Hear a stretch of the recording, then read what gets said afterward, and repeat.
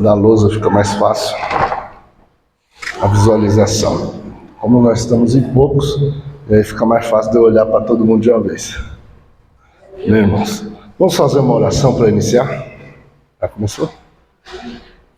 Vamos orar para iniciarmos nosso estudo.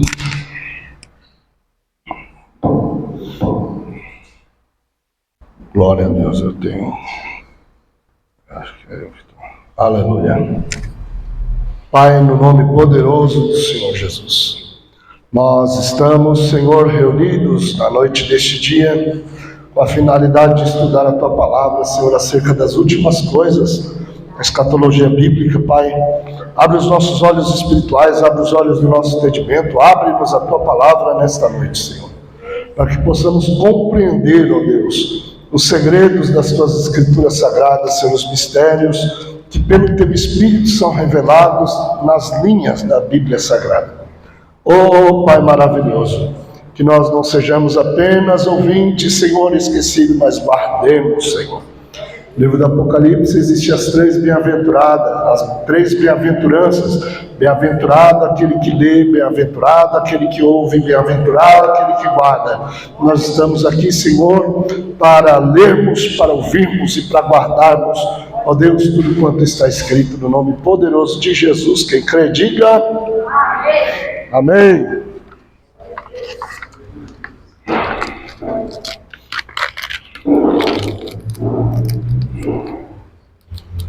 Já pode acompanhar aí, ó.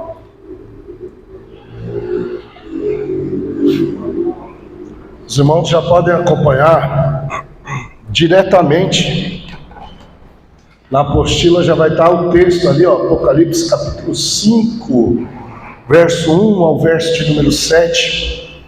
Esse texto, irmão, ele é muito mal compreendido, muito mal ensinado, porque ele é muito mal compreendido de verdade. Se puder dar só um pouquinho mais de som para mim, a voz também é... Aleluia, tá bom. Vamos ver aí, vocês vão perceber que... Quem já ouviu alguma pregação sobre esse texto aqui? É difícil você ouvir alguém pregar. Ensinar, mais difícil ainda. Apocalipse 5, verso 1 ao verso de número 7.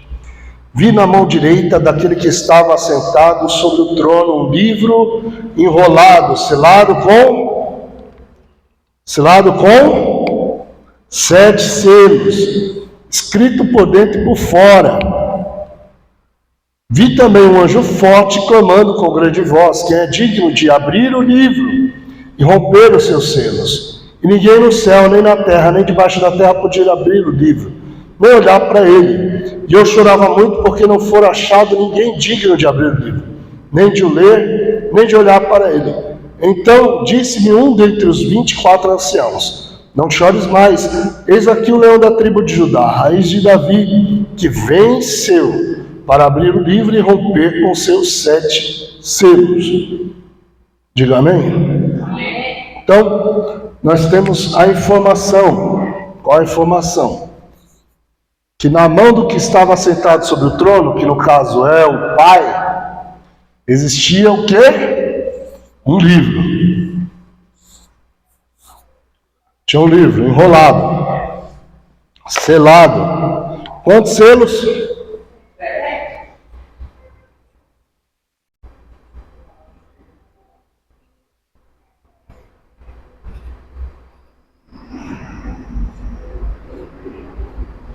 Então esses selos têm que ser rompidos, abertos. Eu já estou fazendo aqui a necessidade dele ser aberto, para que o livro possa ser lido. Então nós temos qual a informação do texto? Estava na mão direita de quem? Do que estava sentado sobre o trono. Quem é ele? Quem é ele? Então tem um que está lá no trono. Os irmãos, me ajudem que eu no negócio de trono é uma benção, irmão, para fazer desenho. Está lá, tem um que está sentado lá no trono. Isso aqui, o rolo, está na mão direita dele. Aqui eu pus esquerda, né? Mas o correto é aqui, né? A mão direita. Cancela isso aqui. A mão direita. É que eu fui pôr na minha direita, na mão direita de que está sentado. Pegou? Então, o livro está na mão direita de quem está sentado sobre o trono, que é ele, o Pai. A informação do livro é que ele tem 7 selos e que ele é escrito. E quem falou para ele que o livro é escrito por dentro e fora?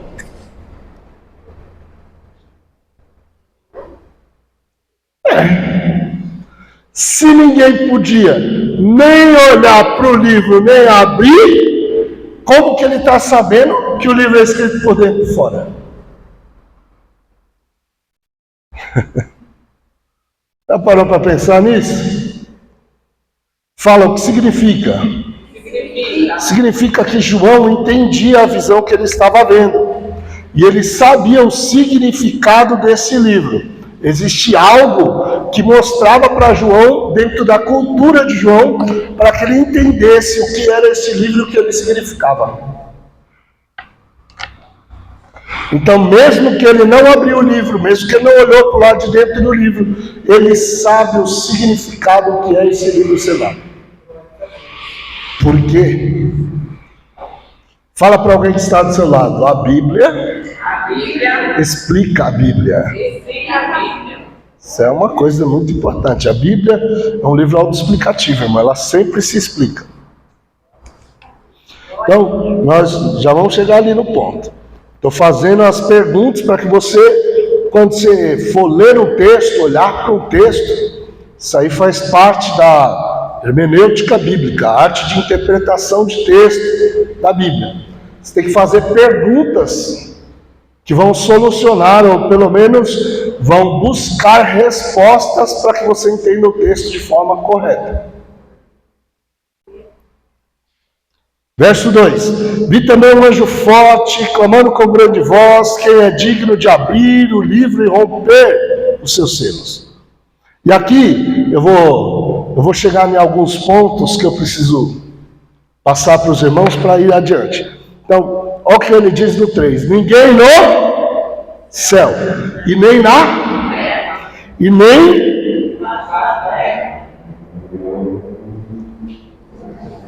no céu, nem na terra, e nem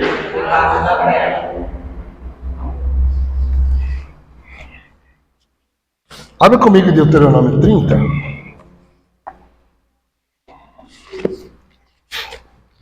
Eu vou explicar algo aqui que vai ficar mais fácil de vocês entenderem isso. Eu vou explicar Deuteronômio 30 com Efésios, capítulo de número 4. Vai abrir o teu olho para você entender melhor o texto de Apocalipse 5.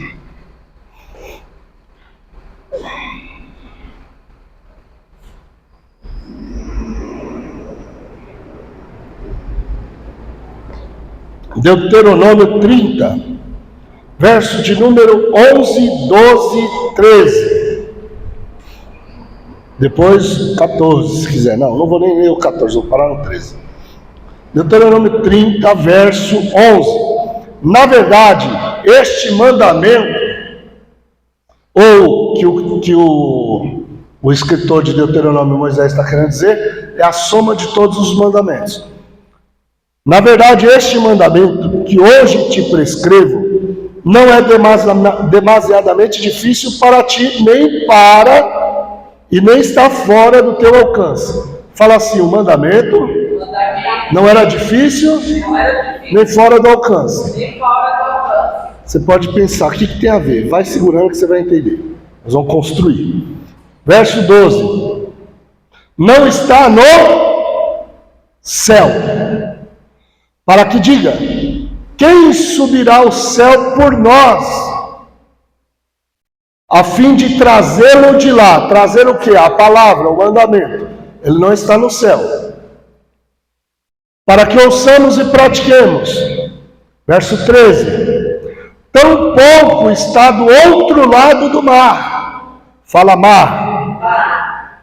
Olha o texto. Para que se diga: quem atravessará por nós ao outro lado do mar e não alcançará para que ouçamos e para que pratiquemos. E aqui ele está falando o quê? Da lei, o mandamento. Fala o mandamento. Aí, olha o verso 14, para deixar bem claro do que nós estamos falando. Antes, a palavra está muito perto de ti. Fala palavra. Então ele estava falando da palavra. A palavra não está longe, está muito perto de ti. Em tua boca e em teu interior, para que a pratiquemos. Quem é a palavra? Cristo é a palavra. Aqui o texto da palavra, do versículo 14, corresponde ao grego do Novo Testamento, verbo, logos. Diga amém. Aí você fala, mas o que tudo isso aqui tem a ver? Eu estou ouvindo falar do céu, estou ouvindo falar do mar, o que isso tem a ver com o Apocalipse? Vamos construir. Romanos 10. Eu falei Efésios, né? Mas é Romanos. Romanos 10.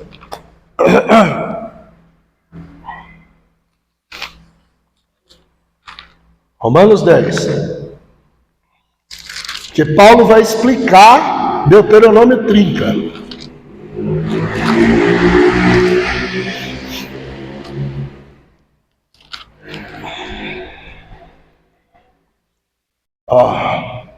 Deuteronômio, Romanos 10, verso 6. Mas a justiça que é pela fé diz assim: não digas em teu coração quem subirá ao céu. Deuteronômio 30, verso 11, que nós lemos lá. Não digas no teu coração quem subirá ao céu. Paulo está citando Deuteronômio. Isto é, para trazer de lá Cristo. Ou seja, a palavra já se fez carne e já veio habitar entre nós. Diga amém.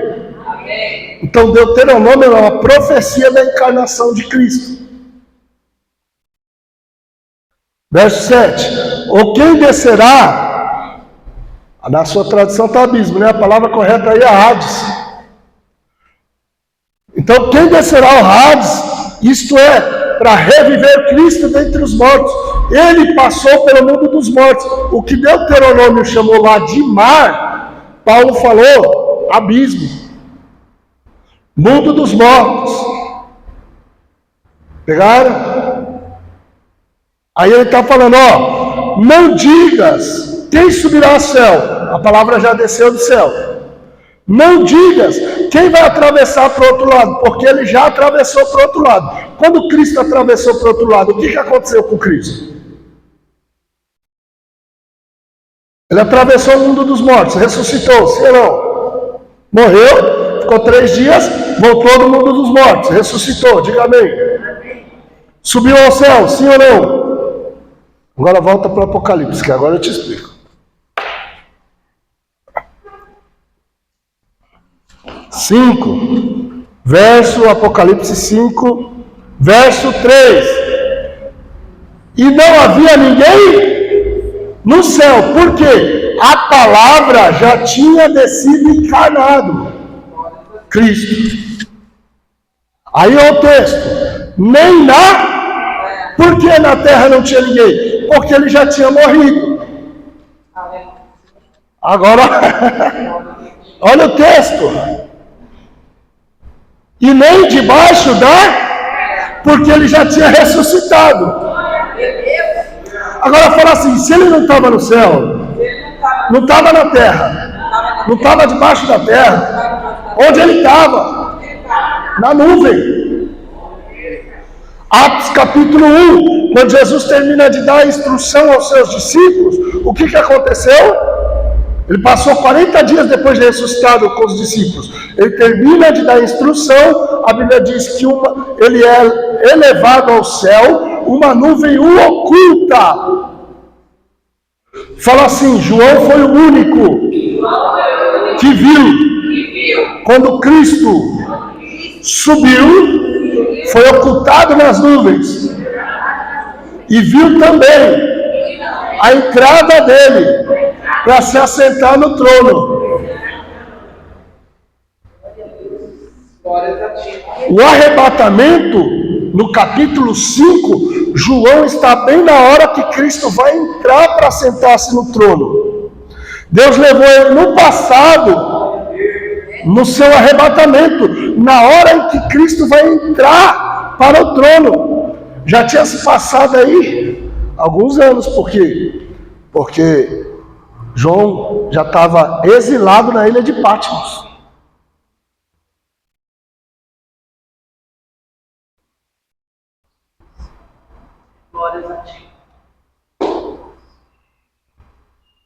João já estava na sua velhice, exilado na ilha de Patmos, e Deus o arrebata para o exato momento em que Cristo vai entrar para pegar o livro selado e poder se assentar no trono. Você está aí? Diga glória a Deus. Glória a Deus.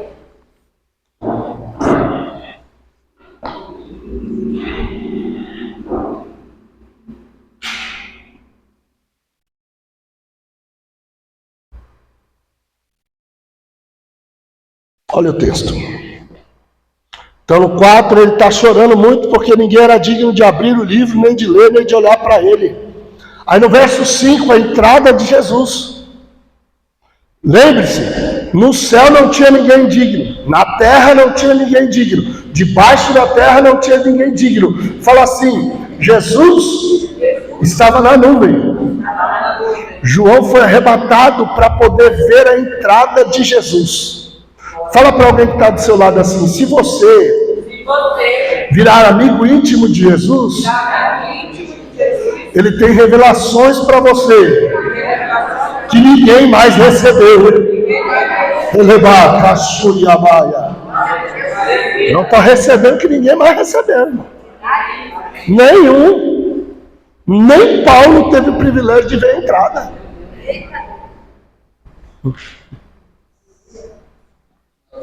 Pode sentar aqui na frente. Fica melhor para vocês. Tem problema? Posso na frente da gravação? Dá nada?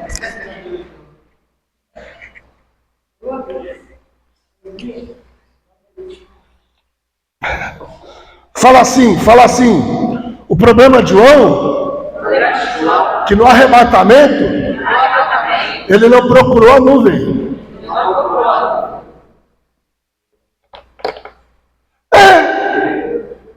Se ele tivesse procurado a nuvem, irmão, se ele soubesse, se ele entendesse o que ele estava vivendo, ele ia fazer assim, ó. É porque, mesmo quando ele olhou para a terra, ele olhou no céu, olhou na terra, e debaixo da terra não tinha ninguém. Tinha uma nuvem a caminho, só que ele não prestou atenção na nuvem. Fala para alguém assim, não perca o olho da nuvem, rapaz. Fala, a revelação está dentro da nuvem. Você lembra, Jesus foi ocultado. E João foi arrebatado exatamente para o momento que Jesus vai entrar. Você não confia? Olha o verso 4. Eu chorava muito porque não fora já achado ninguém digno de abrir o livro, nem de ler, nem de olhar para ele. Então um dos anciãos me disse, não chores, eis aqui o leão da tribo de Judá, a raiz de Davi, que venceu para abrir o livro e romper os seus 7 selos.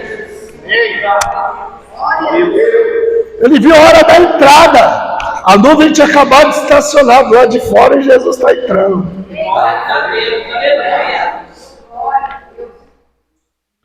Já parou para pensar nisso, pastor? Nesse privilégio que Deus deu para João? O único, irmão. O único. Fala assim, fala.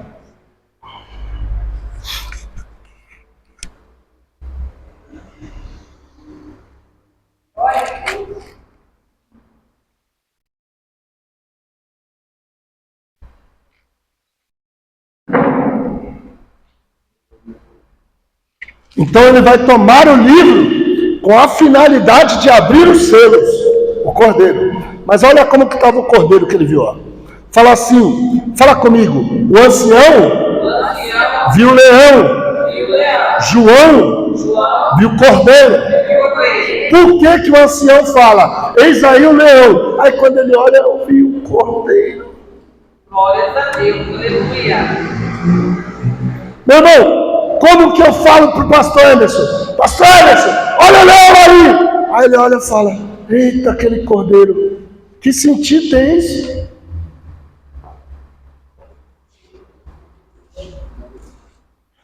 Fala assim, o ancião vive na eternidade. Já olhou Cristo como que reina. Fala, João estava no céu por arrebatamento, mas ainda morava na terra, ainda precisava de perdão.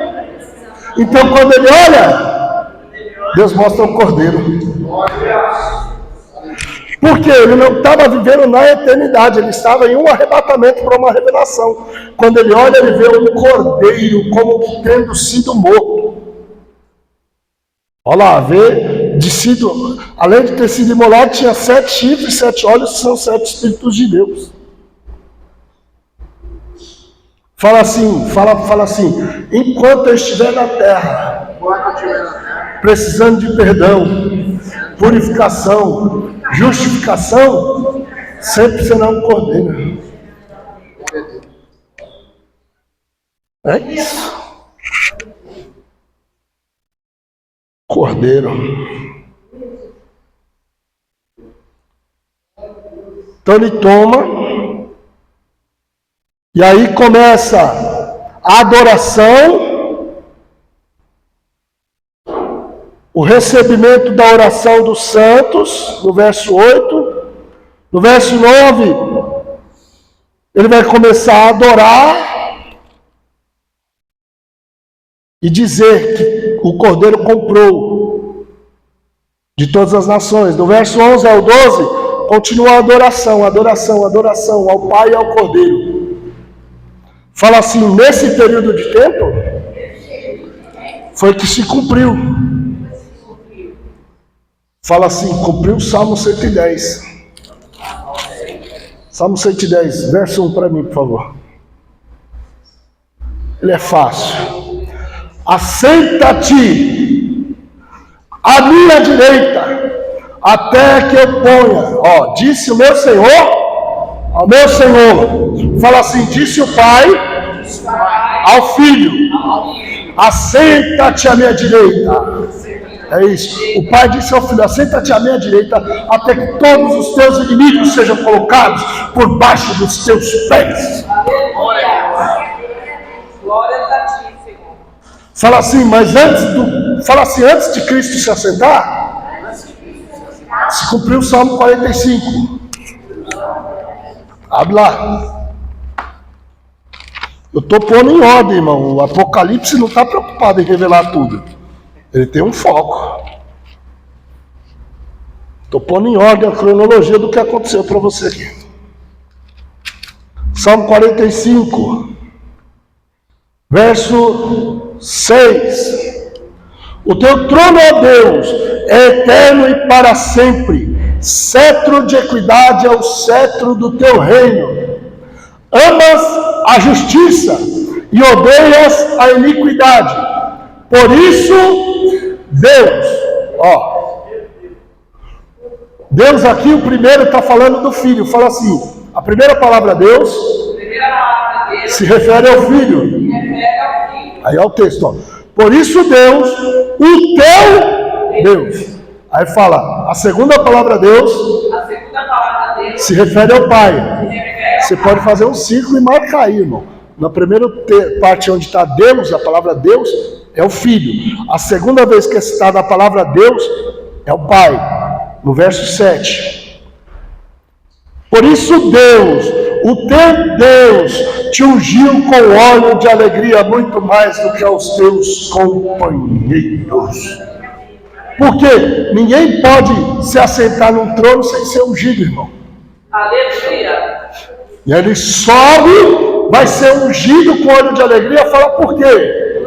Porque no Getsemane ele chorou muito. Fala para alguém que está do teu lado, fala, todo o teu choro em Deus será recompensado. Óleo de alegria, óleo de alegria. Está chorando por algum motivo? Tenha motivo de crer, porque você ainda vai sorrir, sorrir, sorrir, se alegrar. O óleo de alegria está preparado.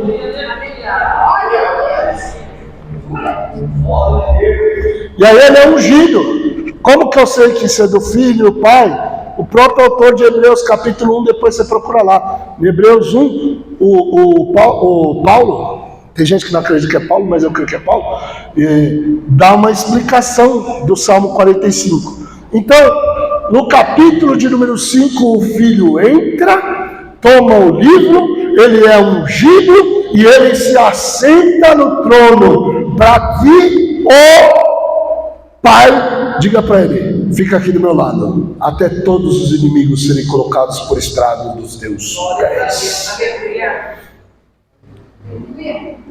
E aí começa o Apocalipse capítulo de número 6, vai lá.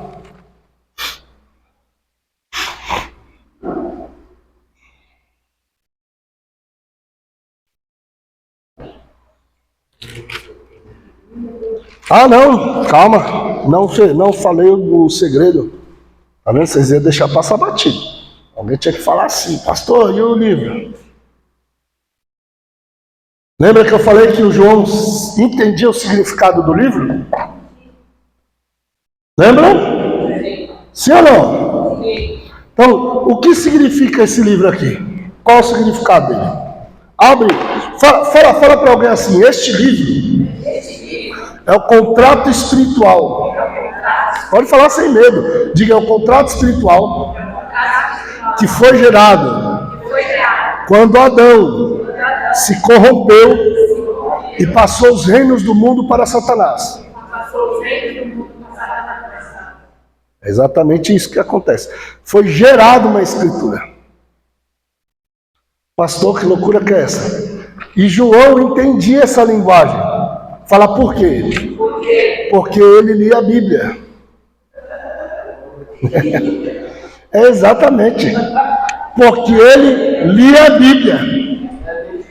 Abre em Jeremias 32. Porque você acha que só tem um livro selado, né? Mas no Apocalipse também tem livro aberto.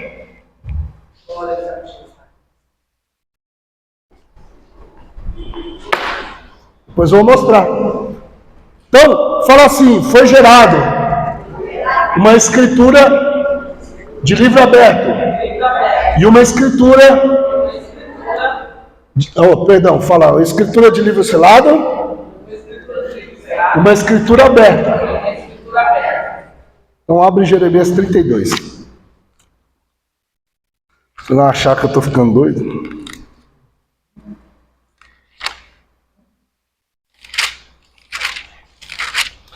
Depois, os irmãos, depois não, vamos lá agora. Põe aí para mim Levítico 25. Depois a gente volta aqui Jeremias 32.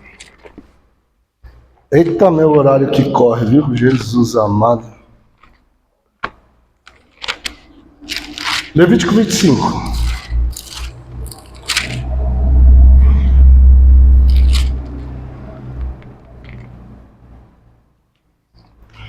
Do verso 47 ao verso 49, fala sobre um irmão que, por acaso, o estrangeiro e peregrino que tivesse no meio dos filhos de Israel, chegou um estrangeiro e peregrino, não faz parte da nação de Israel, chegasse lá e, por acaso, um irmão dos israelitas se vendesse, porque empobreceu, e ele se vendia como escravo ao estrangeiro, então ele tinha 3 formas de resgate. Fala comigo assim: parente remidor, fala jubileu, ou se ele conseguisse dinheiro.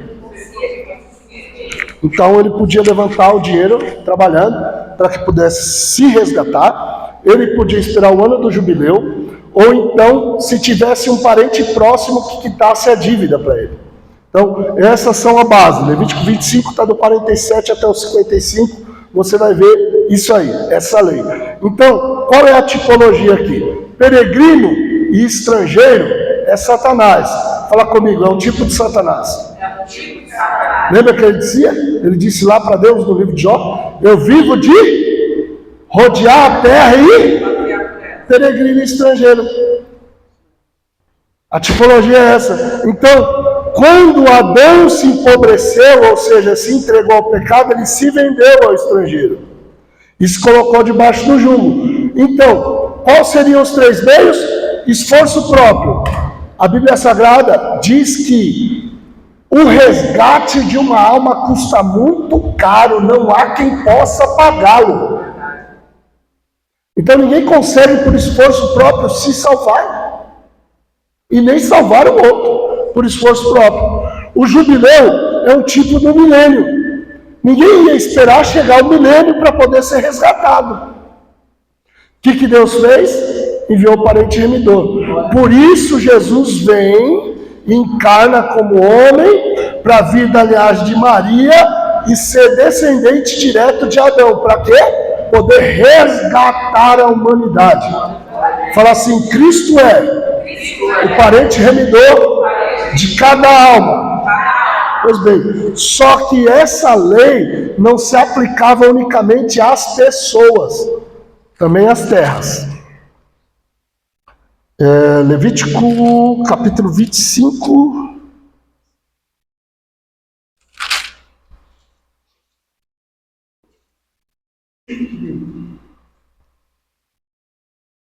Verso 25. É a mesma coisa.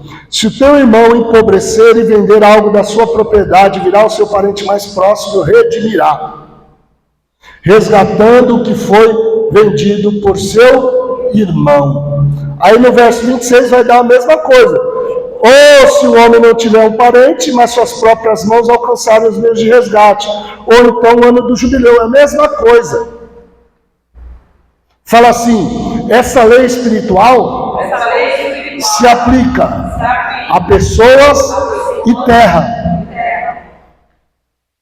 O Adão, quando se vendeu ao pecado, ele deixou a terra debaixo de um domínio maligno.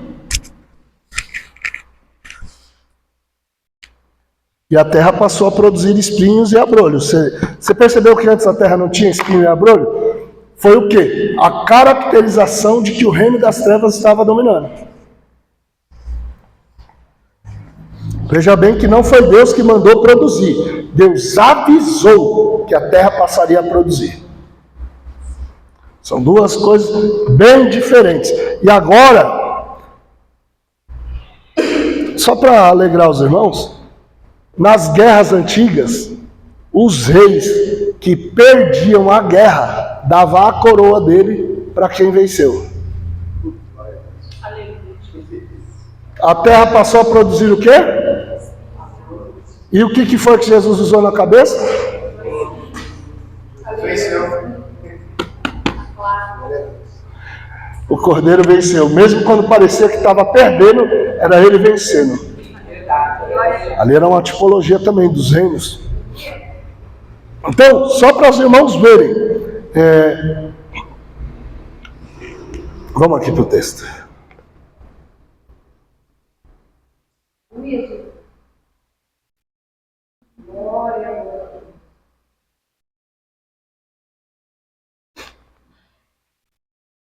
Antes de Jeremias, antes de ler Jeremias, que senão vai ficar complicado.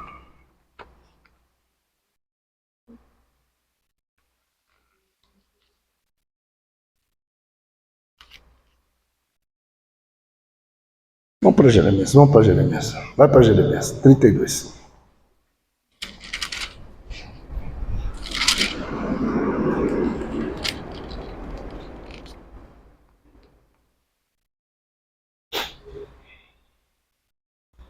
Aí nós temos a nosso favor, texto de Lucas 4 lá, quando Jesus é tentado, Satanás mostra os reinos do mundo em uma fração de tempo, e ele quer oferecer os reinos do mundo, e Jesus não aceita. Por quê?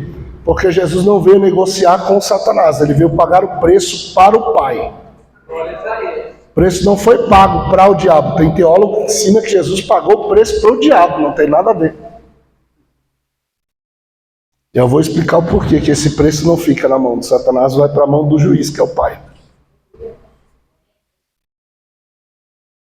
Vamos primeiro para Jeremias 32, para a gente dar uma acelerada aqui. Jeremias 32, verso 14. Vamos ler o 14? Não. Vamos ver. Partido, verso 26. Então respondeu-lhe Jeremias: veio a mim a palavra do Senhor Jeová, dizendo: eis que Ananel, filho de Salum, teu tio, virá a ti dizendo: compra para ti a minha herdade, que estava em Anatote, que está em Anatote, pois é teu direito de resgate para redimi-lo. Aqui é um exemplo, Deus deixou na Bíblia, irmão, o exemplo na prática para você entender Apocalipse 5. Glória a Deus. Deus é muito sábio. Verso 8. Assim veio Ananel, filho de meu tio, conforme a palavra do Senhor ao pátio da guarda, e me disse: rogo-te que compres a minha herdade, que está em Anatote, que está na terra de Benjamim, pois tenho direito de herança e de remissão. Compra-o para ti. Então compreendi que isso era a palavra do Senhor. Então comprei a herdade de Ananel, filho de meu tio, que estava em Anatote, pesei-lhe o dinheiro, 17 ciclos de... Lembra que eu falei para vocês que a prata era a moeda de resgate? Aqui, ó. Prata é a moeda de resgate. Então nós temos lá em 1 de Pedro 1,18: não fostes com prata. E depois que ele põe ouro, mas põe qual moeda primeiro? Prata, porque prata é a redenção na Bíblia. Não foi com prata ou com ouro que foste resgatados da vossa vã maneira de viver, mas com o precioso sangue de Cristo. Então a moeda era prata. Verso 10. E assinei a escritura e a selei.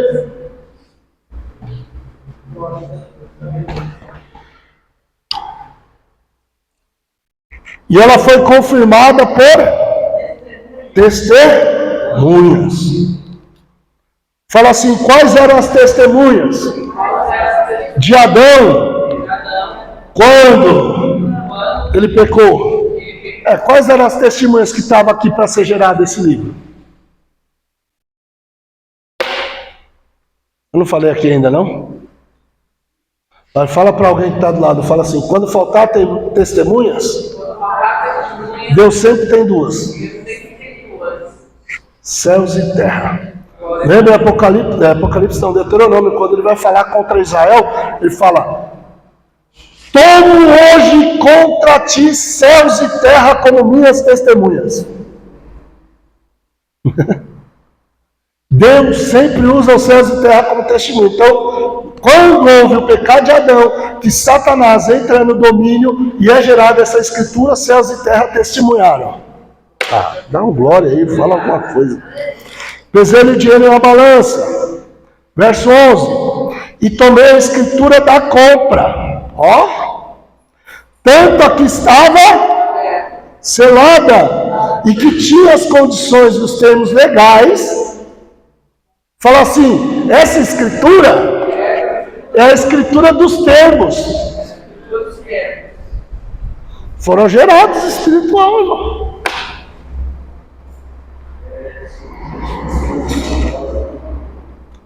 Como a que estava aberta.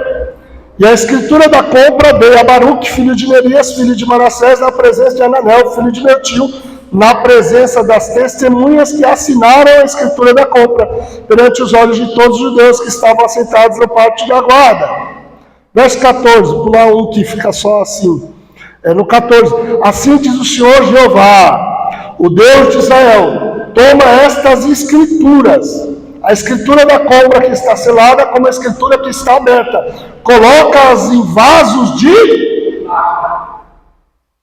para que se conserve por muito tempo. Fala assim: o que Deus fez?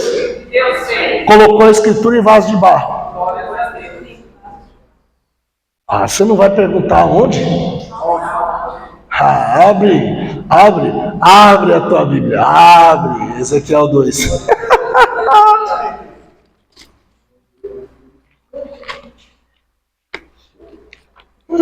Meu Deus.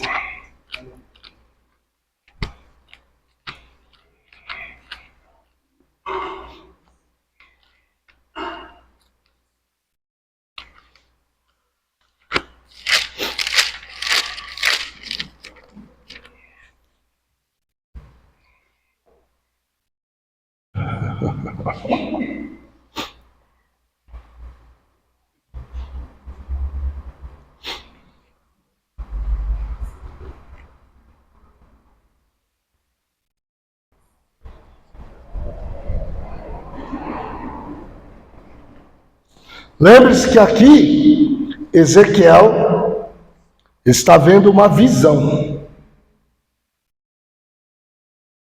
O caso de João é diferente.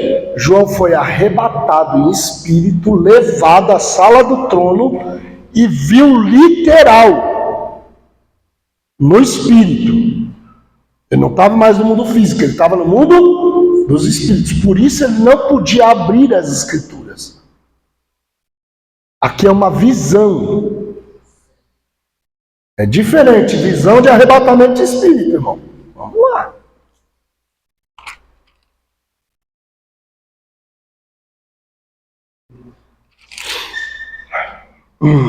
Verso 10. Verso 9, perdão. Então vamos ler do 8. E tu, filho do homem, escuta o que eu te digo, não sejas tu rebelde como a casa rebelde. Abre a tua boca. Paulo não falou que nós temos os tesouros em vasos de barro, para que a excelência do poder seja de Deus e não dos homens? Ezequiel é um vaso de barro ou não? Sim. Então para de graça, vai. Olhei, eis que uma mão se estendia em minha direção com rolo escrito. Fala assim, Apocalipse. E ele abriu diante de mim. Estava escrito.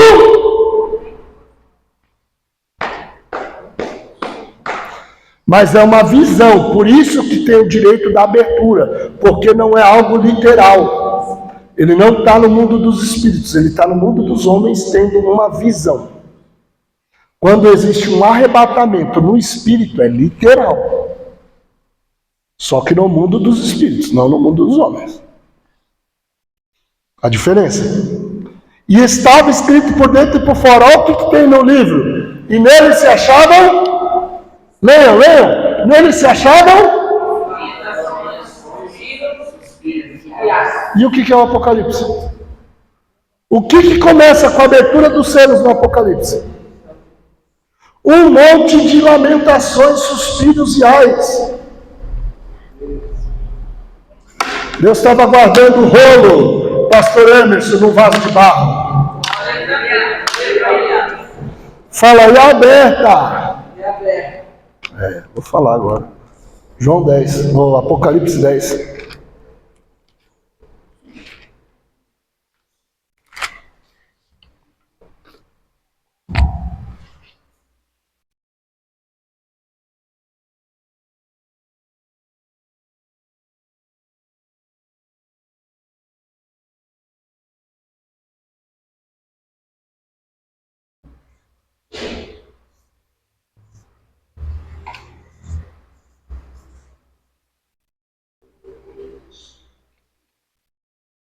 Não sei desenhar vaso direito não, às vezes eu desenho bem, às vezes é ruim, é melhor nem fazer.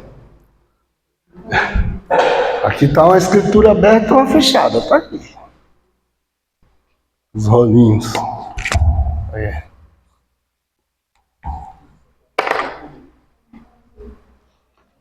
Apocalipse 10, quem já achou? Só eu que não, né?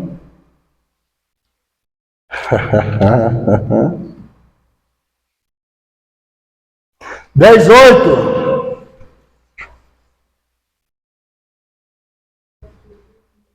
Olha ali. E a voz que eu do céu tinha ouvido tornou a falar comigo e disse: vai e toma o livrinho. Para de graça, vai, irmão, me ajuda aí. Eu acabei de mostrar que foram gerados 2 livros, um aberto e um fechado.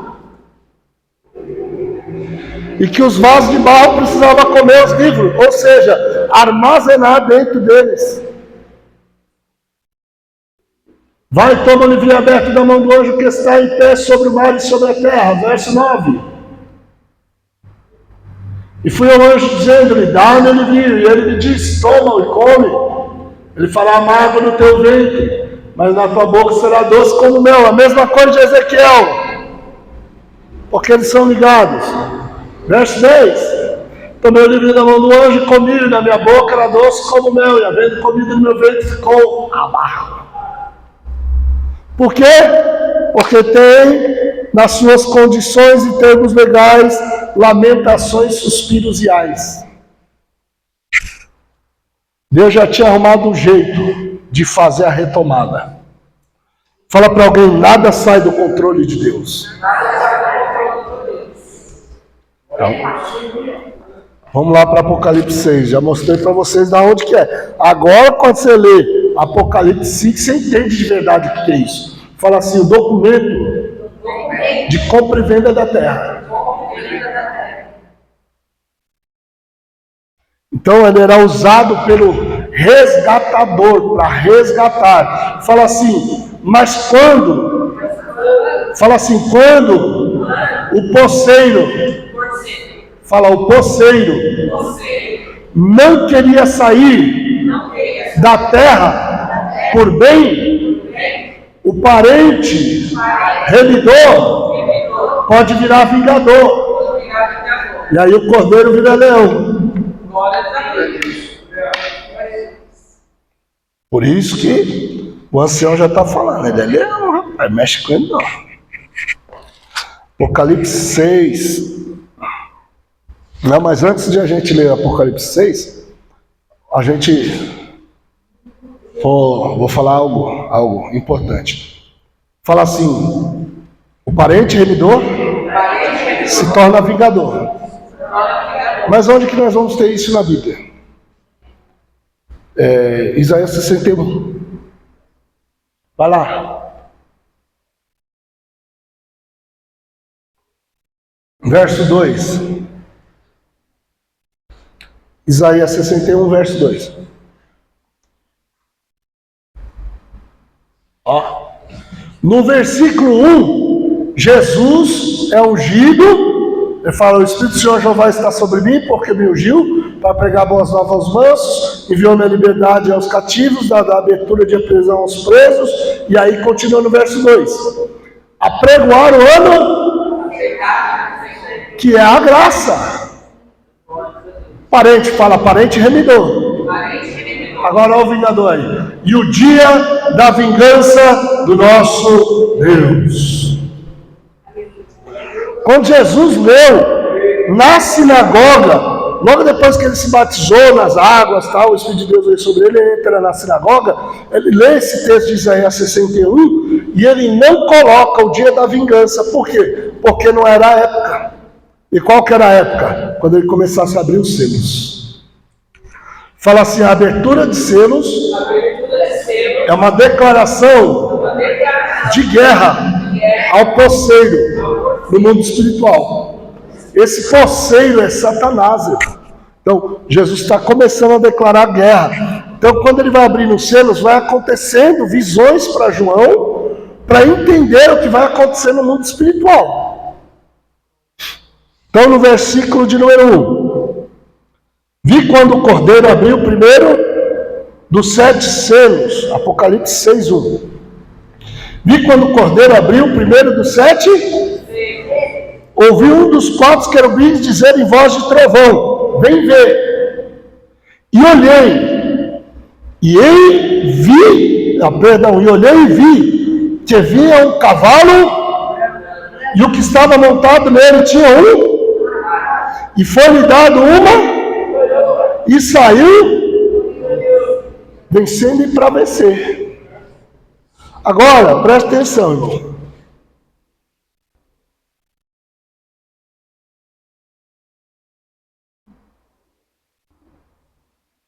Se no capítulo 5, Cristo já tinha entrado para o trono, cumpriu-se o Salmo 45, a unção do Filho, cumpriu-se o Salmo 110, ele é colocado do lado do Pai. Você está achando que ele precisa ganhar a coroa ainda? Porque tem gente querendo colocar Apocalipse 6:1 como Jesus, e não é. Fala assim, esse é o falso Cristo. Porque o verdadeiro Cristo ele vai aparecer no Apocalipse 19. Ele vai vir montado num cavalo branco. Mas ele é totalmente diferente do Apocalipse 6. No Apocalipse 6, ele vem com arco. E no capítulo 19, ele tem uma espada na boca. Falou o que significa? Significa que o anticristo é covarde.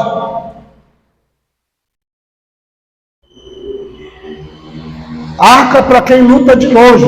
Nosso Jesus não tem medo de lutar de perto. Ele vem na guerra de fronte.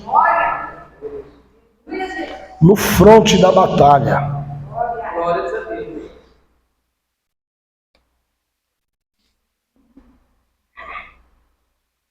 E ele ainda vai receber uma coroa. Nosso Cristo já é o vencedor. Aí aqui ele saiu vencendo e para vencer. Mas se no capítulo de número 5, o Cristo aqui já venceu. Olha o texto, irmão. É só voltar ao capítulo. Capítulo 5. Verso de número 5. O leão da tribo de Judá, a raiz de Davi. Ele já é rei. Não precisa dar coroa para ele, já tem. E aí? E ele venceu. E agora o outro aqui ainda saiu vencendo e para vencer. Ah, palhaçada. Porque a vitória dele vai ser temporária, irmão. Fala assim, o falso Cristo. Então, esse falso Cristo aqui é a abertura do primeiro selo, que está no versículo 1 e versículo de número 2, fala assim, dura. Fala, a abertura do primeiro selo dura 3 anos e meio. Então, dessa abertura aqui, ó, do primeiro selo, para começar o segundo, terceiro, quarto, quinto, sexto e sétimo, vai ser 3 anos e meio. Fala assim, equivalentes à falsa paz. Equivalente à falsa paz. Então, abre aí em Apocalipse, capítulo de número 13. 13. Deixa eu ver. Isso.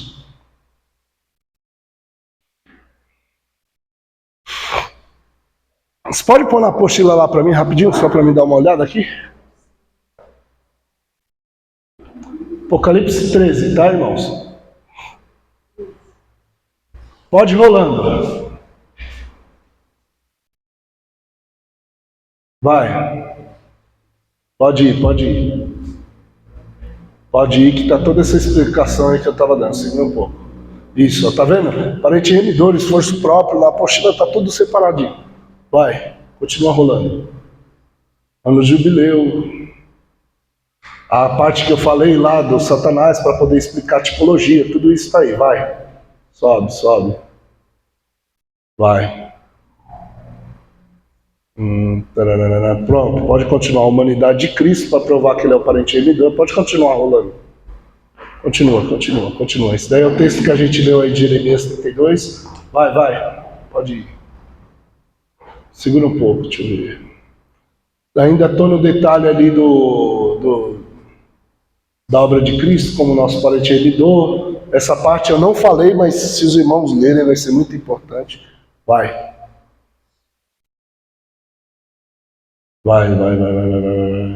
Pronto.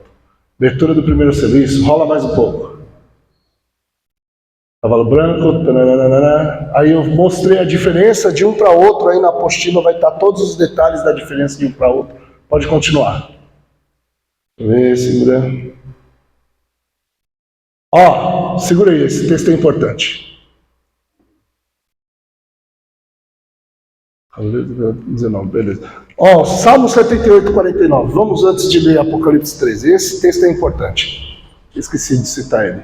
Está ali o texto, ó. Enviou contra eles da sua ira, na indignação, o furor e a angústia, como legião de mensageiros de males. Salmos 78, 49. Que é o que vai acontecer. Os mensageiros de males. Apocalipse, capítulo de número 6. Então, cada um desses cavalos com seus cavaleiros são... Volta lá. É que aqui saiu. Pode rolar um pouco aí a apostila. Esses mensageiros de males, que está no Salmo 78, 49, é correspondente a Apocalipse 6 ali. Vamos lá. Cavaleiro branco. Ó, esse texto, 1 Tessalonicenses 5,3. Vamos ficar pela apostila por enquanto. Pois quando disserem paz e segurança, então virá sobre eles a destruição repentina. Como dores de parto a mulher grávida, de modo algum escaparão. 1 Tessalonicenses 5,3. Por quê? O falso Cristo, ele é representado nesse cavalo branco. Ele não é uma paz verdadeira. O branco é símbolo da paz. Mas ele é o falso cavaleiro. Fala, o verdadeiro é do 19. Então ele é o fake, ele é o pirata. Então, aqui é a falsa paz. Então o povo vai estar lá, estamos em paz, fizeram pacto com o anticristo, a igreja já foi tirada, o povo que está na terra faz paz com o anticristo, está lá vivendo uma vida tranquila. Fala assim, a igreja foi arrebatada. Irmão, o que vai sobrar de casa, de carro, de dinheiro em contas? Ah, você nem está aí. Vai estar fácil, irmão. Não é que ele é um administrador top mundial. Ele vai ser um administrador, é claro, é óbvio. Mas vai estar pegando o jogo fácil, irmão. Um monte de gente foi tirada da terra. Aí está todo mundo, opa, estamos tranquilos, está tudo bem. Quando eles disseram paz e segurança, eles virá repentina destruição. Por quê? Esse período já é uma forma de juízo. Porque o texto de 2 Tessalonicenses, capítulo de número 2, deixa eu ver aqui. Não precisa nem pôr aí, eu leio aqui, os irmãos só marquem. 2 Tessalonicenses, capítulo de número 2, para não sair da apostila ali de onde está. No verso de número 8. Pode pôr na apostila, pode pôr na lousa se quiser, se der. 2 Tessalonicenses 2, verso 8.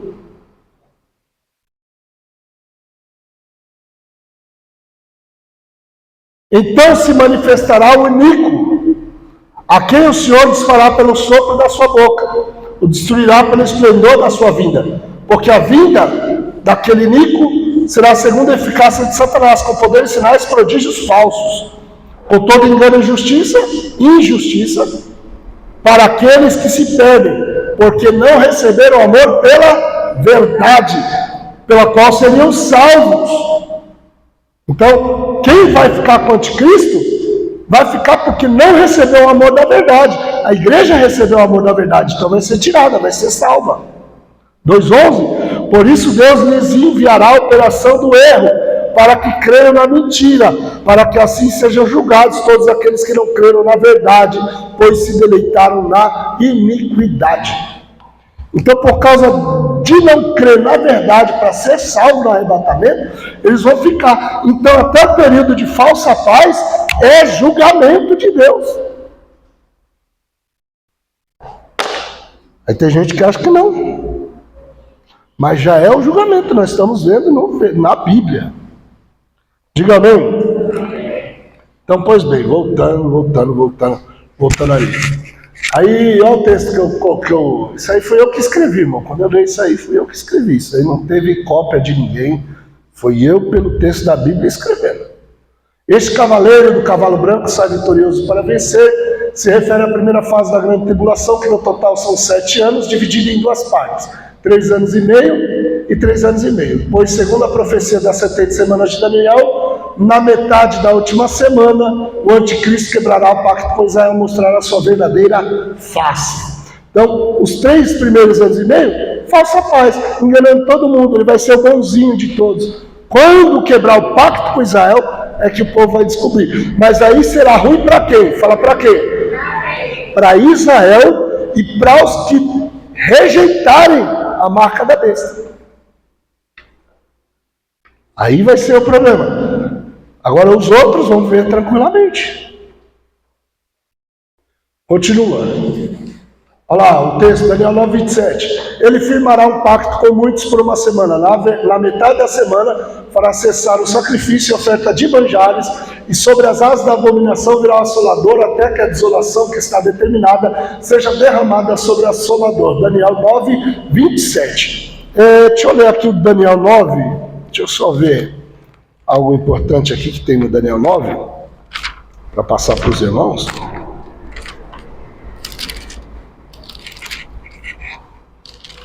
No 9, verso de número 26, vai ter se cumprido as 69 semanas. Lembra da aula passada?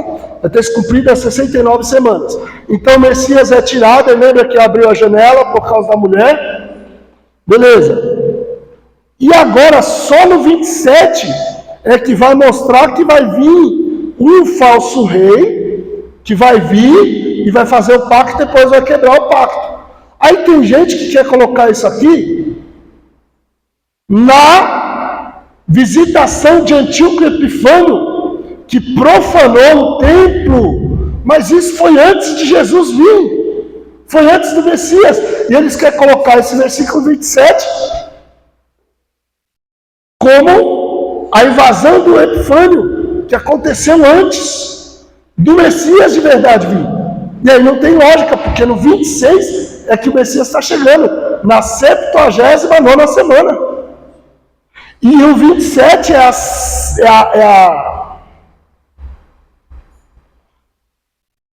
Eu falei errado. Eu falei 70ª, não é. 69ª semana, perdão. Na 69ª semana é que o Messias veio. E o 27 é a 70ª, que é a 70. Então não cabe logicamente isso. A cronologia não bate. Então esse é o anticristo que vai vir. Diga, ainda virá. Então, por quê? Porque a contagem das 70 semanas parou, porque abriu o espaço da graça para os gentios. Então, mostrando só esse ponto que ele é importante, irmão, na teologia. Porque senão alguém vai... existe a doutrina preterista. Os preteristas, eles dizem que Jesus já veio espiritualmente. É estranho, né? Mas eles dizem que já se cumpriu tudo isso. Vejamos algum texto profético que aponta para a vinda desse Nico. Agora é o que eu estava falando, hein? É Apocalipse. Não, esse texto é de Daniel ainda, desculpa. Eita Jesus. Vamos lá, sobe um pouquinho mais só para mim falar o texto. Não, isso. Desculpa. Vai. Eita. Eu não dei o texto?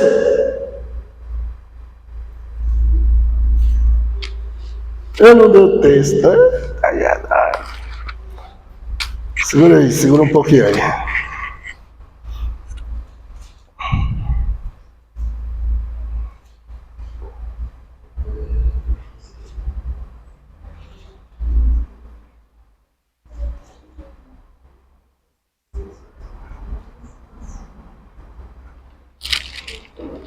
Deixa eu achar aqui.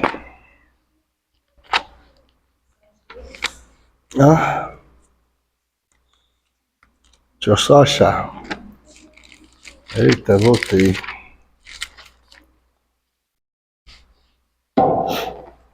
Perfeito, Daniel 7. E aí nós temos também, vai ter outros textos aqui, de Daniel, que vai estar lá na estátua de Nabucodonosor. Então, irmãos, isso aqui é muito importante, porque não tem como você entender essa parte do anticristo se não entender toda essa trajetória dos reinos aí. Porque o anticristo vai pegar uma parte de cada um. Ele vai parecer com todos. Daniel 7, eu vou pulando os passos para ser rápido. No verso 4, a besta que aparece é um leão, fala, leão. Então, fala assim, simboliza Nabucodonosor. Leão, vou pôr aqui, Nabuco. Leão, fala, Leão. Nabucodonosor. No Daniel 7:5 tem um urso. O urso é simbolizado aqui pelo medo persas. Medo persas.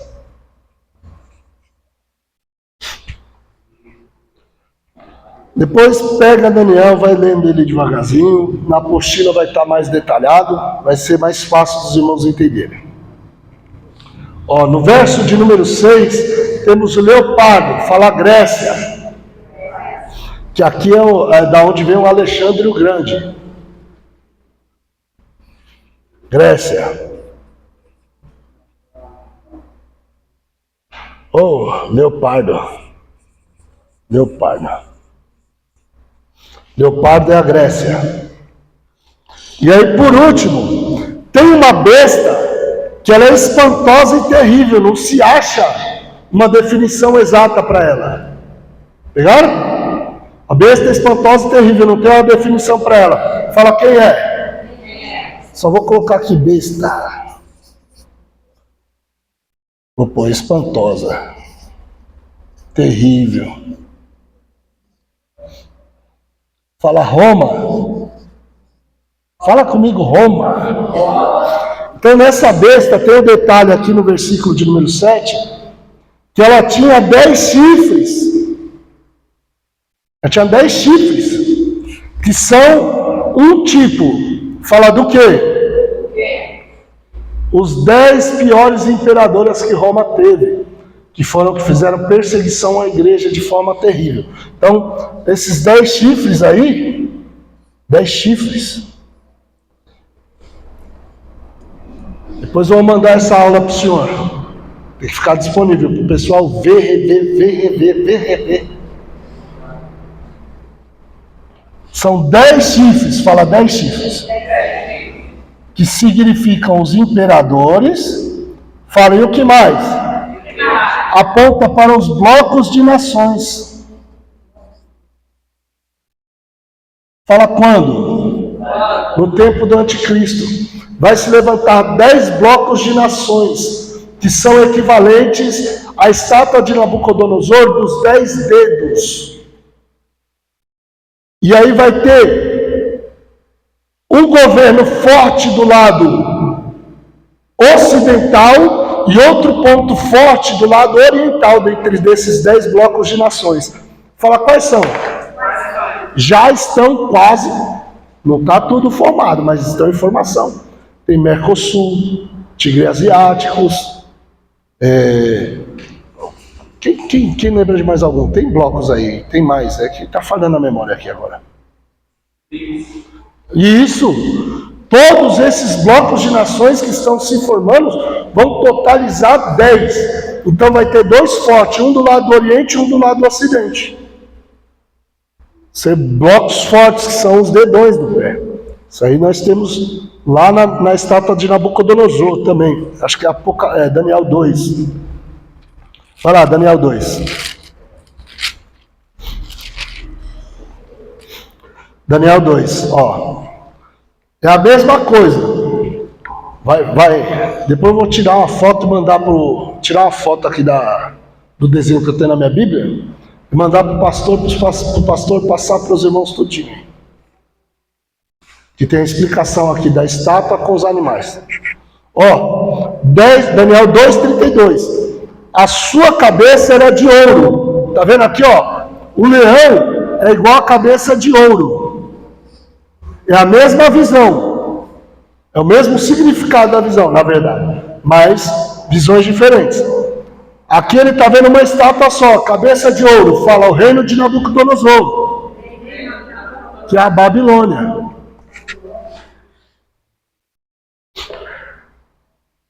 Aí depois tem o quê? O peito e os braços de prata, que é os 2 braços, ó, irmão. 1, 2. O reino dos medos e dos persas. Medo-Pérsia. Então tá aqui, prata. A parte de prata, que é o peito e os braços. É um reino que havia medos e persas. Aí depois, os quadris de bronze, cobre, que é aqui, ó, a Grécia. A Grécia do Alexandre o Grande, que derrubou a Medo-Pérsia. E aí temos as pernas, fala pernas, de ferro, que foi a visão do Nabucodonosor. Então as pernas de ferro fala Roma. Então a perna de ferro é igual essa besta aqui, ó, terrível. Então ferro, as pernas. Aí você vai ver a diferença na visão do Nabucodonosor do Daniel 2. Fala qual é? Olha aqui o texto. Suas pernas e seus pés eram em parte barro, em parte ferro. Fala assim, ferro e barro. Fala firmeza e estabilidade.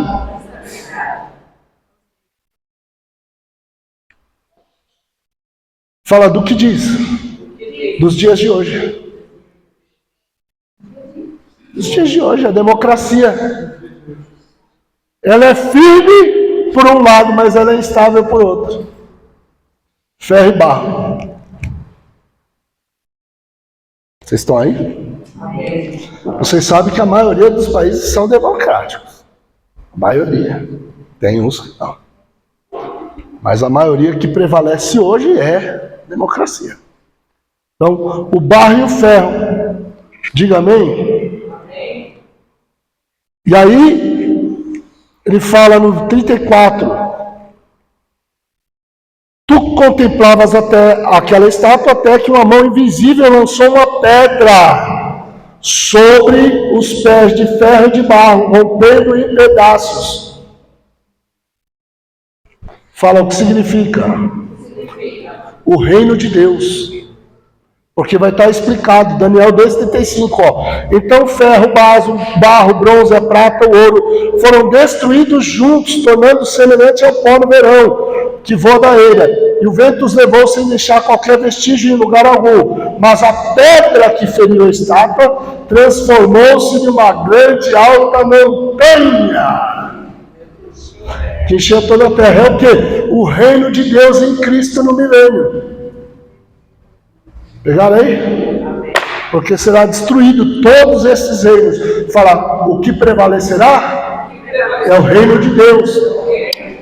Então, mas o que isso tudo tem a ver? O pastor já pulamos metade da apostila ali. Apocalipse 13. Porque agora você vai entender por que a gente leu esses textos de Daniel. Aí você pode voltar lá na apostila para mim um pouquinho, para a gente ver até onde dá para rolar ela. Pode rolando. Rola ela, vai. Aí tem a explicação também, ó irmão. A explicação das bestas.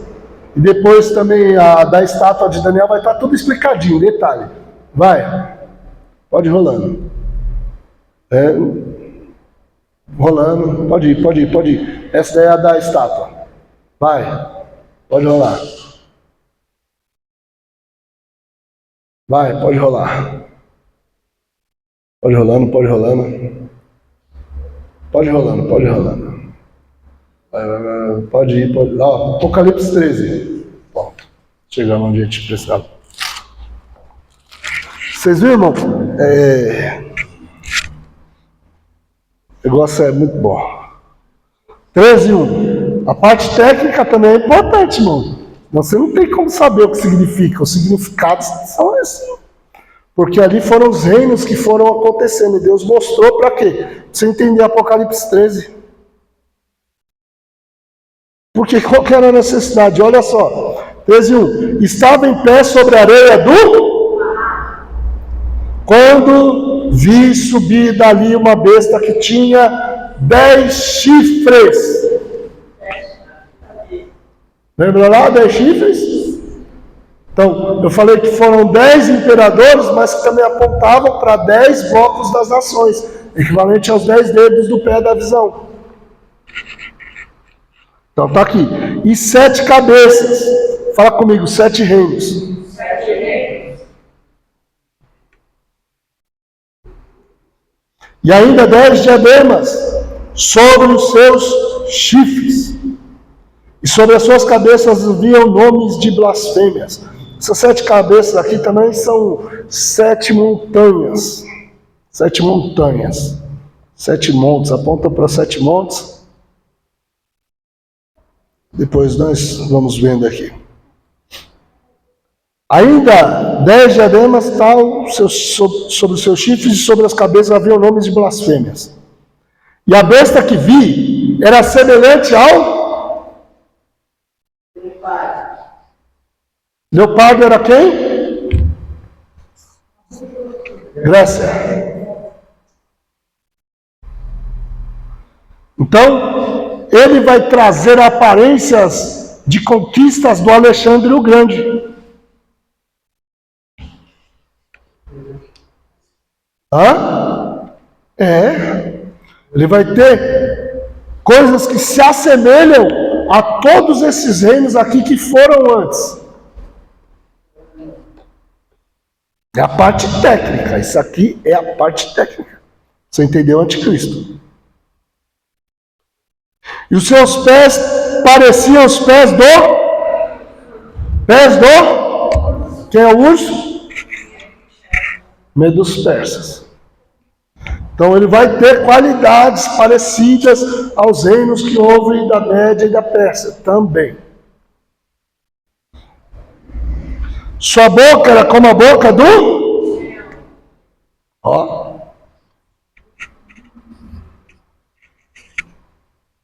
Babilônia.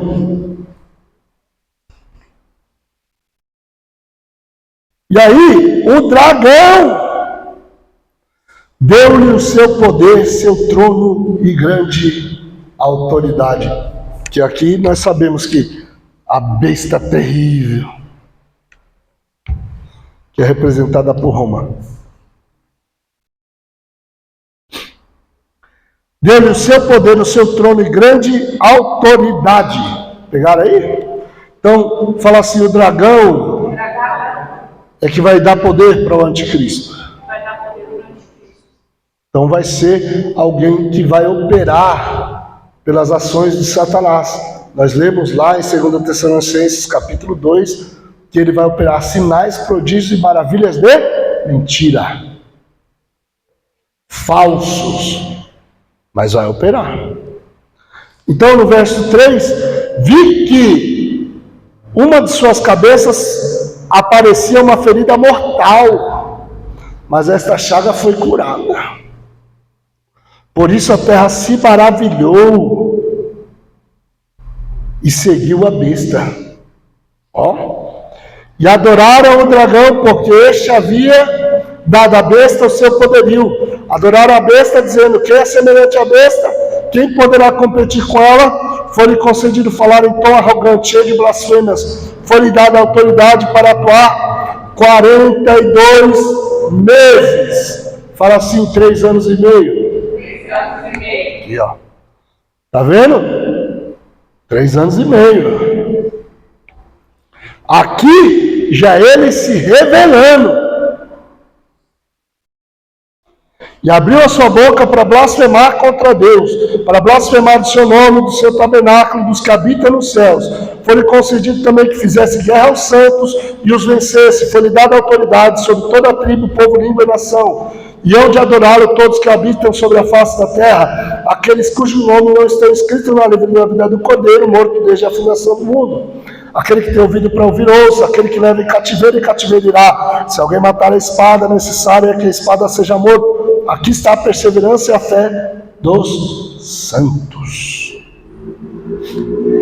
E aí o que vai acontecer? A segunda besta. Apocalipse 13 ainda, verso 11. Eita, meu horário. Depois vi subir da terra outra besta que tinha 2 chifres semelhantes a de um. Você viu que a primeira besta recebeu do dragão o poder, o trono e a autoridade, certo?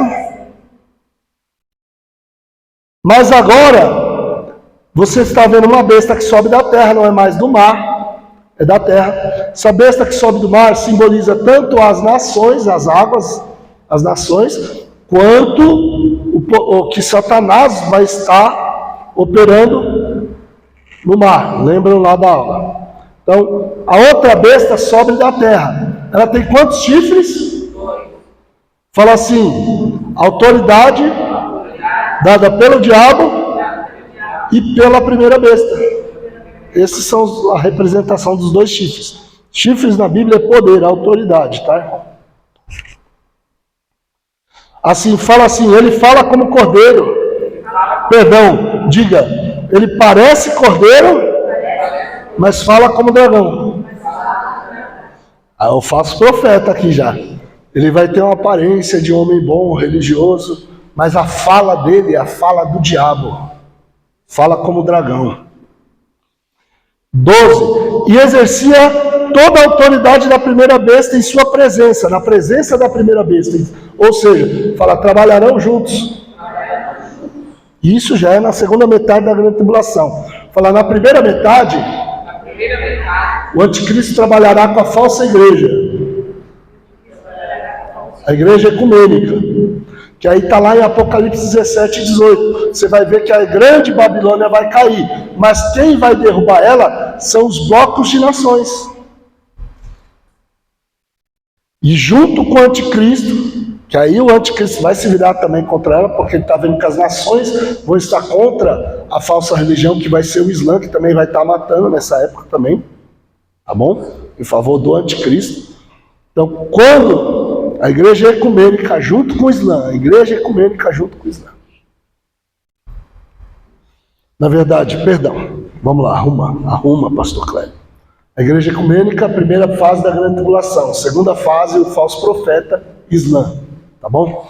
Então a primeira vai estar lá com a falsa igreja, mas vai ter morte também, porque você vai ver no Apocalipse 17 e 18 o trabalhar da falsa igreja, com aqueles que não se unem a ela. Então, vai ter morte, vai ter tudo isso, Apocalipse 17, 18, e aí os 10 blocos de nações vão se ajuntar para derrubar a falsa igreja. Ela será destruída de uma vez, irmão. Vai ser destruída, por poder político. E aí vai se levantar no lugar dela esse falso profeta. Então, esses pontos estão no Apocalipse 17 e Apocalipse 18, sobre a queda. Isso, da falsa igreja. Porque o horário não vai permitir, senão na aula que vem eu não consigo chegar nem no milênio. Não, ele vai se levantar com a segunda? E ele vai estar aqui, ó, o falso profeta. Isso, segunda fase da grande tribulação, os 3 últimos anos e meio. Os primeiros 3 anos e meio, a falsa igreja. Está lá no Apocalipse 17 e 18, a queda dela. Ela vai trabalhar anteriormente com o anticristo. Os 10 blocos de nações vão se levantar para derrubá-la. Olha lá. Apocalipse, é porque o horário está correndo.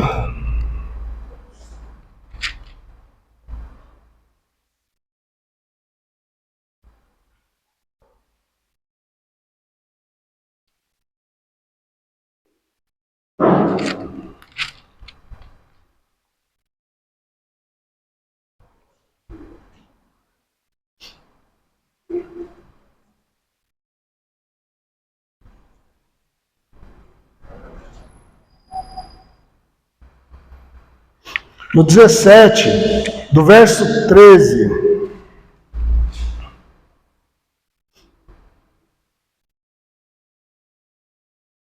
do verso 17,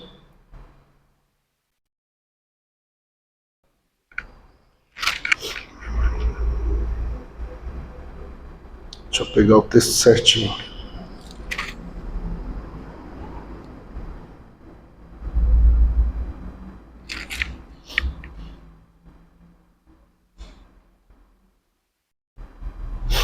Lembra que a primeira besta subiu das águas?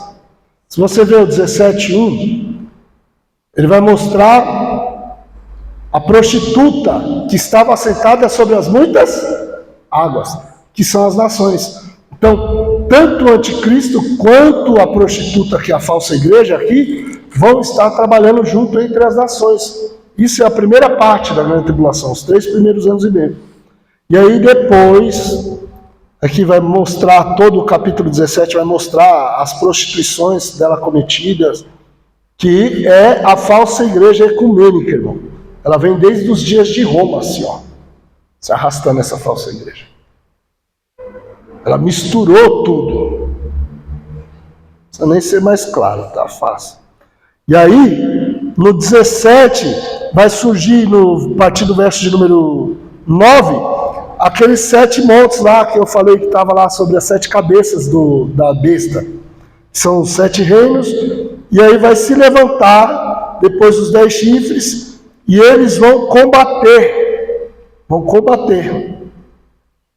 a prostituta e destituí-la. Diga amém. Então está tudo aqui, entre o capítulo 17, do 9, até o verso de número 13. Que aí eles vão passar todo o poder para o anticristo. E aí quando ele pegar todo o poder, nós temos aí a queda da Babilônia. Por quê? Porque esses reis não querem mais ela e vão destituí-la. Aí está no 17 ao 18, e depois o capítulo 18 todinho, sobre a queda dela. Então, fala assim, os poderes políticos destituirão a falsa igreja. Então, os 3 primeiros anos e meio, ela vai trabalhar junto com o anticristo e as nações. Depois, esse poder político vai destituí-la para levantar esse falso Cristo de uma forma tremenda na política. Só que, aí ele vai trabalhar com quem? Fala com quem? Com a besta do Apocalipse 13, a segunda. Porque a primeira é o próprio anticristo, e a segunda, que sobe da terra, é o falso profeta. E aí voltando lá, no 12, 13 e 12, e exercia toda a autoridade da primeira besta em sua presença, seduzia a terra os seus habitantes para que adorassem a primeira besta, cuja ferida mortal foi curada. E também operava grandes sinais e maravilhas, de maneira tal que fazia cair fogo do céu à vista dos filhos dos homens. Foi-lhe permitido fazer sinais da presença da primeira besta, e os adoravam os que habitam sobre a face da terra, e ordenava a todos que habitam sobre a face da terra que fizesse uma imagem em honra à primeira besta, a qual recebeu a ferida mortal de espada, mas viveu. Também foi-lhe permitido dar alento à imagem da besta para que falasse, e ordenou que todos que não adorassem a imagem fossem mortos. E ainda ordenou que em todos, pequenos, grandes, ricos, pobres, livres e escravos, fosse posto o sinal na direita ou na fronte, de modo que não pudesse comprar ou vender, senão que tivesse o sinal, o número da besta. E aí no final, o número 666. Beleza, vamos aqui, ó. Começou quando o anticristo for ferido, de chaga mortal, porque ele vai quebrar o pacto. Fala assim, ele vai quebrar o pacto. Pois Israel não vai aceitar, ele vai ser ferido. Essa chaga mortal aí, ele fala assim, um falso morto e um falso ressuscitado. Lembra que todos os poderes e sinais dele são de mentira? Então, a chaga era mortal, mas não chegou a morrer. Mas aí foi-lhe dado que ele vivesse. E aí ele vai falar, morri e ressuscitei. Aí o povo vai adorar ele. E o falso profeta, nesse tempo, vai estar levantado junto. E aí ele vai fazer o quê? Tem que fazer uma imagem. Vocês vão adorar. Então, sobre a imagem, irmão, existem muitas especulações. Não existe nada certo assim. Mas o que eu vou falar para os irmãos? Pesquise e projeto Bluebeam. Bluebeam. Você consegue? Vê se você acha a imagem. Põe aí. Bluebeam, imagem do dragão. Bluebeam. Bluebeam. B-E-A-M. Bluebeam. É um projeto da NASA. Bluebeam.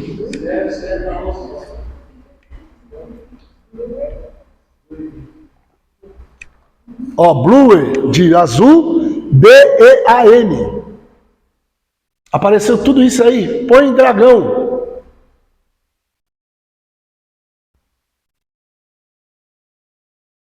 Bom, e já é antigo, hein? Eles fizeram muitos outros. Bluebeam dragão, não apareceu o vídeo, meu. Põe no YouTube direto, vê se acha. Bom, é coisa de louco. Eles estão tipo num estádio.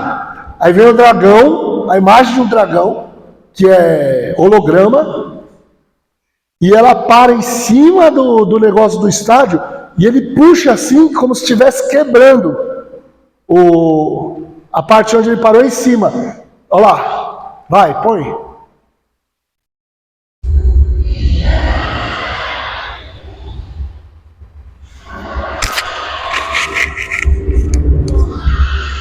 Se der para apagar essa, fica melhor a imagem.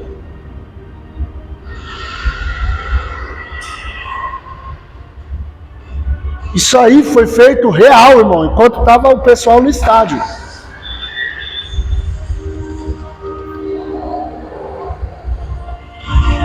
Olha a realidade desse negócio.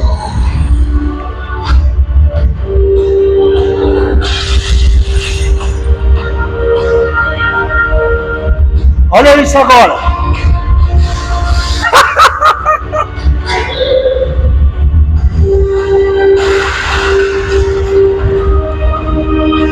Tá bom, tá bom. Isso aí é antigo. Esse projeto já está bem avançado. Eles fazem holograma no meio de águas. Então, é uma possibilidade. Não estou falando que será dessa forma, mas uma das possibilidades será hologramas, porque eles podem levantar em qualquer lugar a imagem e as pessoas têm que adorar, entendeu? Lembra o que o Nabucodonosor?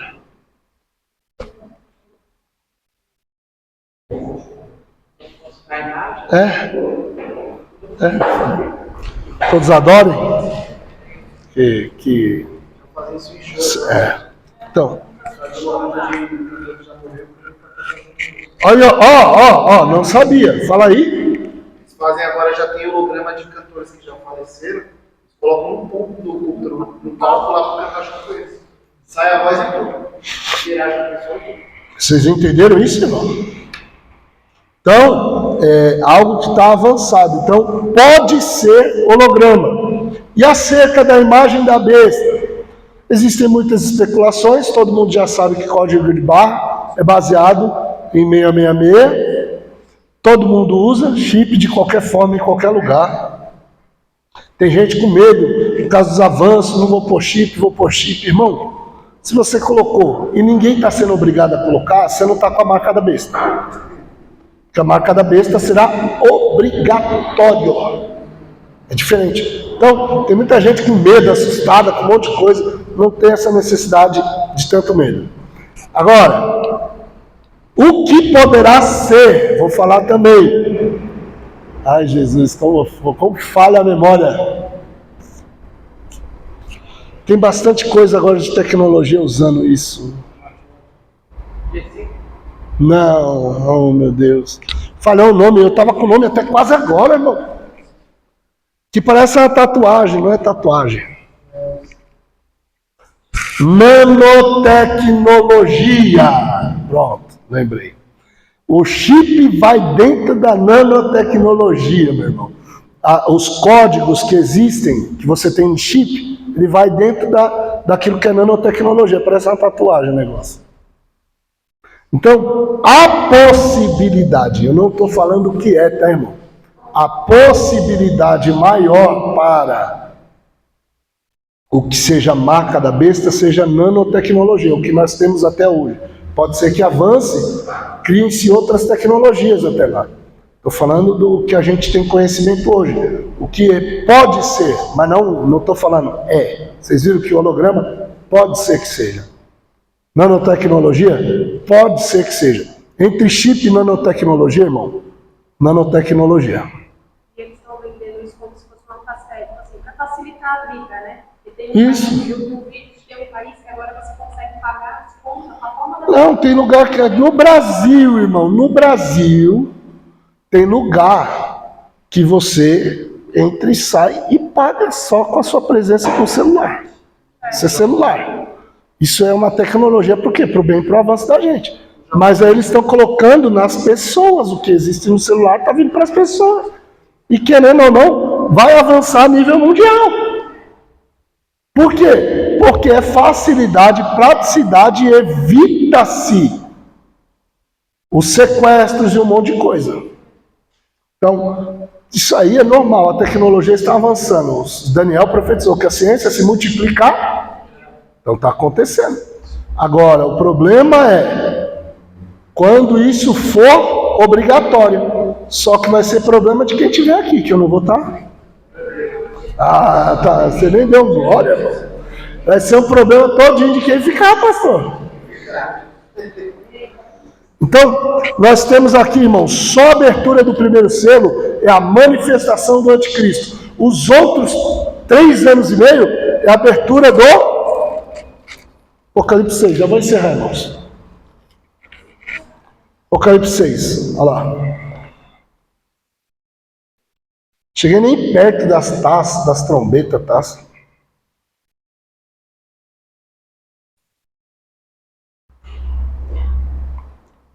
Seis, 3. Abri o segundo selo e ouvi o segundo homem dizer: vem. Saiu outro cavalo vermelho que estava montado sobre ele. Foi dado uma grande espada e com ele permissão para tirar a paz da terra, fazendo com que os seus habitantes se matassem uns aos outros.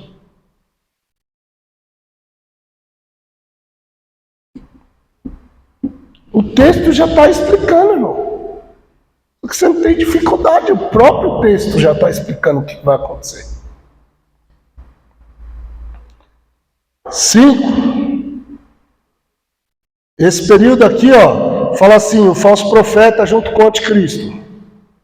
Falso profeta junto com o anticristo. No vermelho. 5.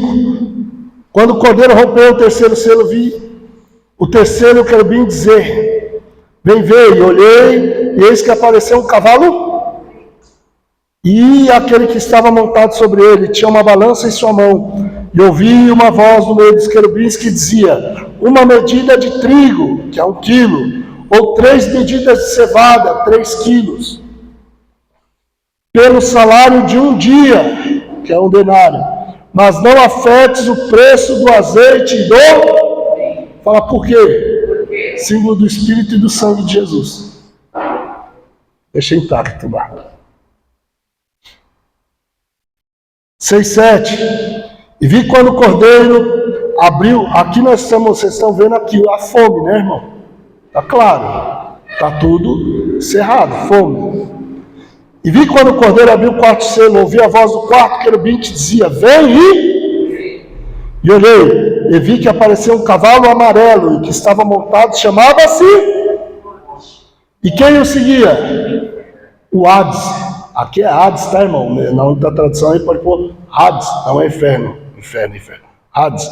Então, fala assim: o mundo dos mortos o segue. Então, quem morre vai para o mundo dos mortos, não tem conversa. E foi-lhe dada autoridade sobre a 4ª parte da terra para matar com espada, com fome, com enfermidades e com os animais selvagens da terra. Então vai ter muita violência, muita inflação e muita enfermidade. Só nesse daqui. No primeiro lá, no terceiro teve a fome mundial, né? Com inflações também globais, que é o versículo 5 e o 6. E agora o 7 e o 8 vai gerar tanto violência, quanto a inflação vai aumentar, quanto enfermidades malignas. Começando, para ter muita morte. E aí, nós temos do 6:9, quando o cordeiro rompeu o quinto selo, vi debaixo do altar almas dos que foram degolados por causa da besta, da palavra de Deus e por causa do testemunho que mantinham. Começaram a clamar com grande voz, dizendo: Santo, soberano, fiel, verdadeiro, Até quando há de esperar para julgar e vingar o nosso sangue derramado daqueles que habitam na terra? Então foram dadas a eles uma estola branca, roupa de sacerdote. Foi-lhes dito que repousasse pouco mais de um tempo, até que se completasse o número dos seus companheiros e irmãos que haveriam de ser martirizados. Então, mais gente vai morrer. São os que vão crer em Cristo durante a grande tribulação, com a pregação dos anjos e com a pregação das duas testemunhas. Fala os anjos, fala comigo, os anjos pregarão para as nações. As duas testemunhas para Israel. Então nós temos isso aí, se não me falha a memória, no Apocalipse 14, né? Da pregação do anjo, que o anjo sai proclamando pelo céu: temei a Deus e dai-lhe glória. 14, verso 7, dizendo com grande voz: temei a Deus e dai-lhe glória, porque é chegada a hora do seu juízo. Prostrai-vos e invocar aquele que fez o céu, a terra, o mar e os seus mananciais de águas. Então, esses daí, o anjo pregando o evangelho, muita gente se convertendo e muita gente morrendo, porque quem se converter vai para a espada. Fala assim, o batismo deles é o mesmo batismo que Jesus viveu. Lembra que Jesus falou para os discípulos: vocês podem receber o mesmo batismo que eu vou ser batizado? Aí eles falam: podemos. Ele falou: verdade, vocês vão. Porque a maioria dos apóstolos morreram martirizados. Então, eles vão morrer. A prova que a fé deles é verdadeira é o batismo da morte. Eles não vão ter tempo para descer águas, não vai ter cultos e fazer águas. Eles vão se converter. Quando descobrirem que se converter, vão morrer. Não vai dar tempo de fazer batismo. O batismo deles será a própria morte, confissão de fé pública. Diga amém. Amém. Então, isso aqui é Apocalipse 6, verso 11. O sexto selo, no 12. Abriu o sexto selo, vi quando houve o grande terremoto, o sol tornou-se negro como um saco de silício, toda a lua tornou-se como sangue. As estrelas do céu caíram, como a figueira sacudida por um vento e deixa cair os seus figos imaturos. E recolheu o céu como pergaminho, como é enrolado, e todos os montes e ilhas foram removidos dos seus lugares.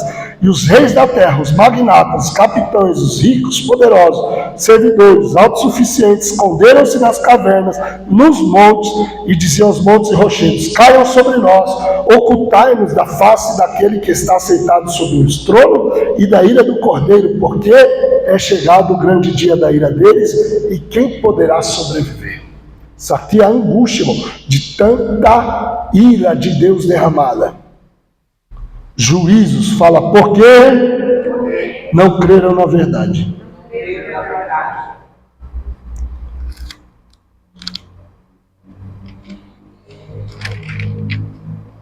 E aí na próxima aula que nós falamos do sexto selo, do sétimo, deixa eu ver. Não vou falar já, Então, antes da abertura do sétimo selo, fala assim, 12 mil de cada tribo vai ser selado. Então, irmãos, o que você tem aqui, são 12 mil da tribo de Judá, 12 mil de Ruben, Gade, Azer, Naftali, Manassés, Simeão, Levi, Isacar, Zebulon, José e Benjamim. E quem sobrou sem ser assinalado, no final das contas, fala comigo, Dan e Efraim. Eu não tenho tempo de pôr na lousa isso aqui, mas se você comparar, vou dar uma lista aqui, lição de casa. Quem puder faz em casa. Você compara quem são os 12 filhos de Jacó, os que nasceram de Jacó. Depois, quando Josué vai dar propriedade de terra, aí são 12 tribos, vai mudar. Fala o que muda. Eu vou falar o que muda. O que muda é que José não recebe herança, Manassés e Efraim recebem no lugar. E Levi não recebe herança, porque a porção deles é o Senhor. Entrou Manassés e Efraim no lugar de José e de Levi. Já mostrei a diferença. Só que aqui é do Apocalipse, não tem eles. É diferente, não está a mesma ordem. Nem da primeira dos filhos de Jacó e nem da possessão de terra. Aí quando você vai elimina os filhos de Jacó com essa lista. Elimina os que tomaram posse com essa lista. Vai sobrar 2. Fala, quem são? Dan e Efraim. Faz de lição de casa isso. Vai sobrar Dan e Efraim. Fala, por quê? eles não são selados? Porque Deus ia destruir, ó, no versículo 7:1, Deus colocou anjos para que não soprasse ainda sobre a terra e nem sobre o mar, porque ele ia selar os 144 mil, 12 mil de cada tribo. E por que deixou 2 tribos sem selar? Porque é das tribos de onde vai sair as 2 testemunhas. Pronto. Não é Enoque, não é Elias, não é Moisés. Um vai ser da tribo de Dan e o outro vai ser da tribo de Efraim. Pronto. Você já sabe o segredo que ninguém sabe. Difícil. Hã? Adão e Efraim, eles vão ter que... Eles não vão ficar selados, por quê? Porque tem que sair um de cada delas, porque eles vão ser levantados e eles vão ter que morrer. E os selados não vão morrer durante a tribulação. Diga amém? Amém. Então, no capítulo 8, aí no 7 também vai mostrar alguns dos mártires da grande tribulação de novo. E aí, no capítulo 8, verso 1, abre-se o 7º selo. E aí, o que eu ouvi? Silêncio, por um espaço de meia hora.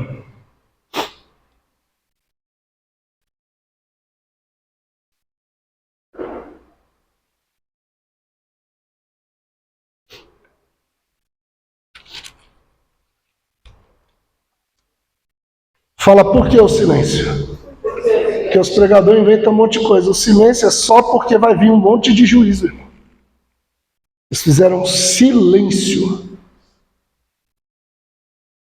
Porque agora acabou esse negócio de selo. Não é mais declaração de guerra. Agora vai começar a tocar as trombetas. Ele está anunciando, os juízos já estão chegando. Diga amém. Eu encerro por aqui. Pastor Emerson, alguém com alguma dúvida no ponto do que foi falado hoje? A gente já sarar? Acompanhe. Pastor, já liberou a apostila para o pessoal? Vai esperar terminar e depois liberar? Bem. Pode liberar. Libera a apostila para o pessoal dar uma reprisada nisso aqui. Para na aula que vem estar fácil. Obrigado, Cristo. Esses dois aqui Graças e paz, meus irmãos. Vamos ficar de pé. Eu sei que